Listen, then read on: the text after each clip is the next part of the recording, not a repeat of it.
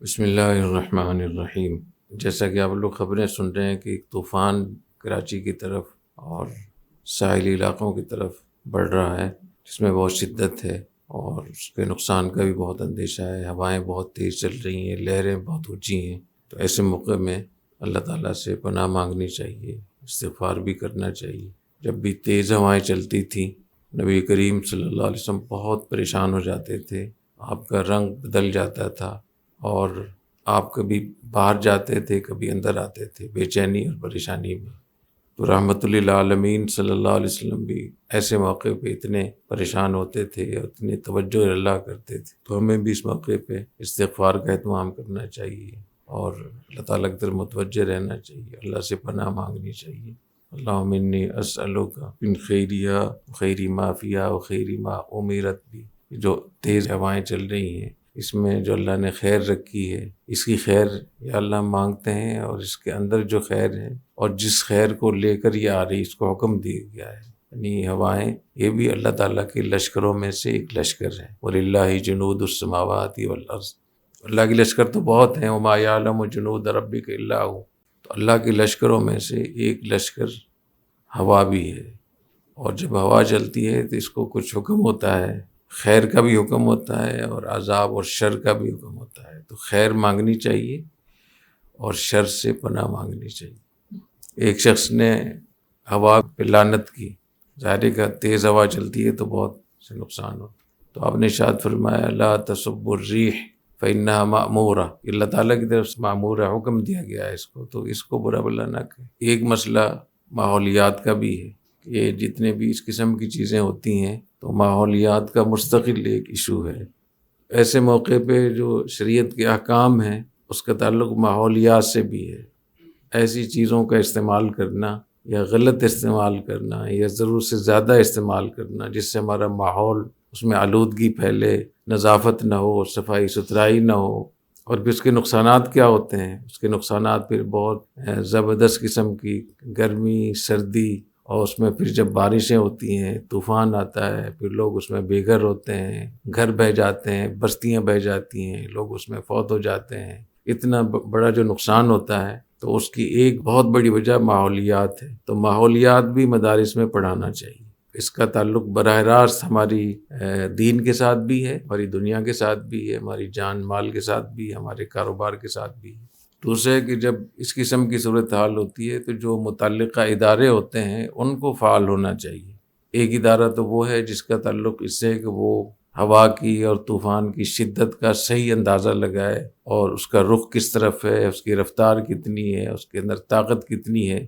جس ادارے کے ذمہ یہ کام ہے کہ وہ اس کے بارے میں معلومات کر کے اور لوگوں کو، عوام کو اور متعلقہ محکموں کو اطلاع دے، یہ ان پہ فرض ہے۔ اس کا تعلق سائنس سے ہے، لیکن اس پہ کام کرنا یہ ان کے اوپر یہ فرض ہے۔ نہیں بتائیں گے تو گناہگار ہوں گے، اور اس سے جو نقصان ہوگا اس کے ذمہ دار بھی ہوں گے۔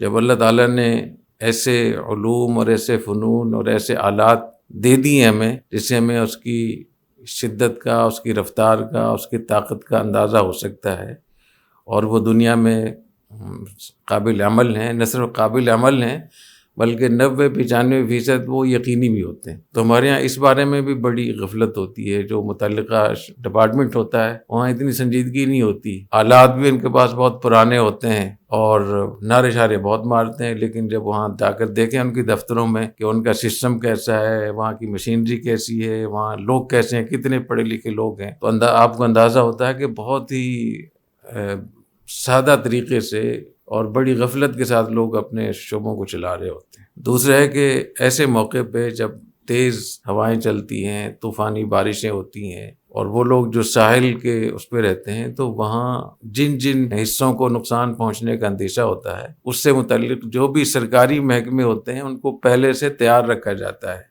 نقل مکانی کی ضرورت ہے، بہت سارے ایسے جزائر ہیں جو سمندر کے اندر ہیں، وہاں ہزاروں لوگ رہ رہے ہیں، ان کو وہاں سے نکالنا، ان کا انخلا کس کی ذمہ ہے؟ حکومت کی ذمہ ہے۔ اگر حکومت وہاں نہیں اسے نکالے گی اور لوگ وہاں اس کی زد میں آئیں گے تو اس کے نقصان کے ذمہ دار بھی وہ ادارہ اور وہ حکومت ہوگی جس کی ذمہ یہ کام۔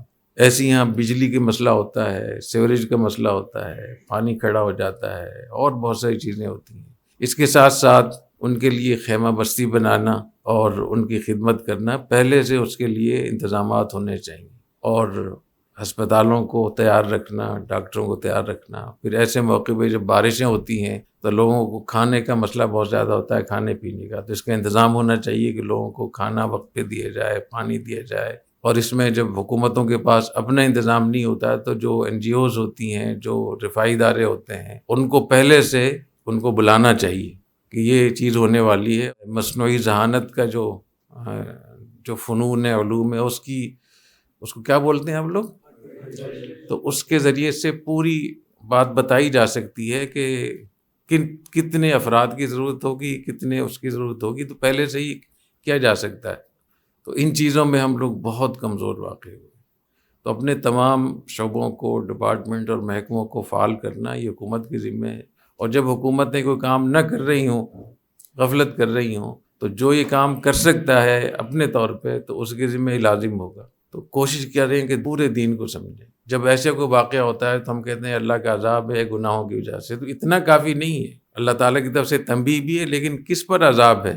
تو گناہوں پر عذاب ہے نا۔ عوام کی خدمت نہ کرنا یہ بھی گناہ ہے، ان کو مشکلات سے نہ نکالنا اور سوتے رہنا یہ بھی گناہ ہے، جو آپ کی ذمہ داری ہے اس کو ادا نہ کرنا یہ بھی گناہ ہے، جو وسائل آپ کو دیے گئے ہیں ان کو استعمال نہ کرنا یہ بھی گناہ ہے۔ تو دین کو پورے اس طریقے سے لینا چاہیے۔ تو اللہ کرے آپ لوگ دین کو پورا سمجھیں اور دین کو پورا سمجھائیں جا کر۔ یہ دین ایک نظام حیات ہے، اس نظام حیات میں سب چیزیں شامل ہیں۔ جب ممبر سے ایک عالم دین کی زبان سے یہ مسئلہ جائے گا تو لوگ اس کو یہ بھی سمجھیں گے کہ ہمارا دین کا مسئلہ بھی ہے، مذہب کا مسئلہ بھی ہے، کچھ سرکاری مسئلہ نہیں ہے۔ اور یہ بات بھی سوچنے کی ہے کہ سرکاری مسئلے کی تو زیادہ اہمیت ہوتی ہے۔ یہ جو حدیثیں آج کل میں بیان کر رہا ہوں، سمع و طاعہ کی، کہ حکومت کے جو جائز احکام ہوتے ہیں ان پہ عمل کرنا واجب ہوتا ہے، عمل نہیں کریں گے تو گناہگار ہوں گے۔ عام طور پہ ذہن یہ بنا ہوا ہے کہ حکومتی جو احکام ہوتے ہیں ریاست کے، ان پہ عمل کرنا گناہ ہے۔ تو کتنا فرق ہے دونوں میں، 180 کا فرق معلوم ہوتا ہے اس میں جاتا رہتا ہوں، مختلف اجلاس ہوتے ہیں اس میں، تو مجھے اندازہ ہوتا ہے کہ حکومتی جو ادارے ہیں وہ غیر حکومتی بھی کوئی اس میں تیاری نہیں ہوتی بالعموم، الا ماشاء اللہ کوئی ہوم ورک نہیں ہوتا ہے، جس معاملے پہ مشاورت ہو رہی ہے اس پہ کوئی پریزنٹیشن نہیں ہے، کوئی معلومات اچھی نہیں ہے، کوئی ڈیٹا ان کے پاس نہیں ہے، کوئی اس کا تجزیہ نہیں ہے، اس کے بارے میں کوئی ایسی پیش گوئی نہیں ہے، پیش بندی نہیں ہے، منصوبہ بندی نہیں ہے۔ تو یہ ایسے ہی چل رہا ہے پورا ملک جیسے۔ یہ کمزوری ہے ہمارے ملک کی، اس کمزوری کو آپ طاقت بنائیں، وہ ہے کہ خود آپ جائیں وہاں، خود آپ تیاری کر کے، محنت کر کے، اچھی آپ کے پاس تعلیم ہو، اچھا تجربہ ہو، اچھی آپ کے پاس صلاحیت ہو، اہلیت ہو، اس کو آپ لے کر جائیں۔ سبحانک اللہم و بحمدک، اشہد ان لا الہ الا انت، استغفرک و اتوب۔ السلام علیکم۔